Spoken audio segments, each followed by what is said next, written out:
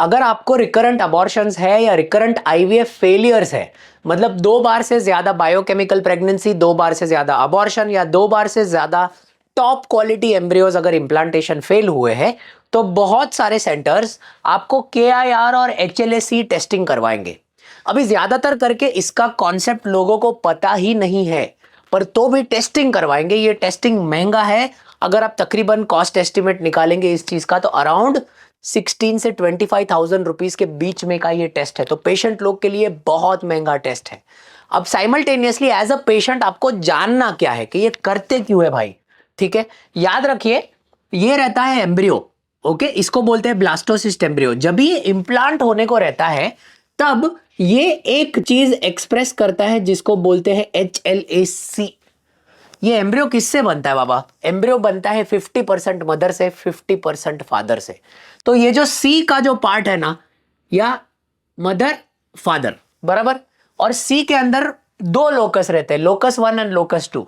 तो या ये कॉम्बिनेशन हो सकता है, अगर मैं इधर मदर लिख के रखूं दोस्तों आपके लिए, और अगर मैं फादर लिख के रखूं, तो कॉम्बिनेशन सिंपल रहता है। या मदर C1 है, फादर C1 है, तो ये बहुत अच्छी बात है।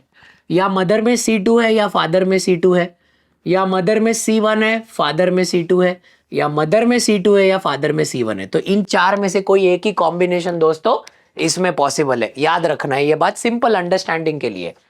अभी ये जो KIR है, ये जीन एक्सप्रेस होता है यूट्राइन नेचुरल किलर सेल्स पे, और KIR भी सिर्फ 2 ही प्रकार का है।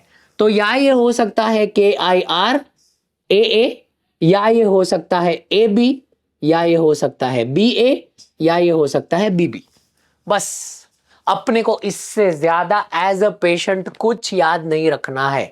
आपको सिर्फ ये याद रखना है कि ये जो एम्ब्रियो है बॉडी के अंदर आने के बाद में HLA-C एक्सप्रेस करता है, और ये HLA-C जाके इंटरैक्ट करता है यूट्राइन नेचुरल किलर के ऊपर एक रिसेप्टर जिसको बोलते हैं KIR।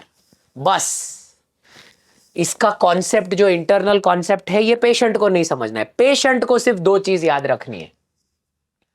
जब भी ये वैल्यू 2 वाली वैल्यू है, C2 याद रखो, जब भी ये है C2 इसका मतलब ये खराब चीज है। जब भी ये है KIR AA, इसका मतलब ये खराब चीज है। एज अ पेशेंट आप सिर्फ इतना याद रखो बस। अगर C2 आया और अगर KIR AA आया, तो दैट मीन्स ये खराब चीज है।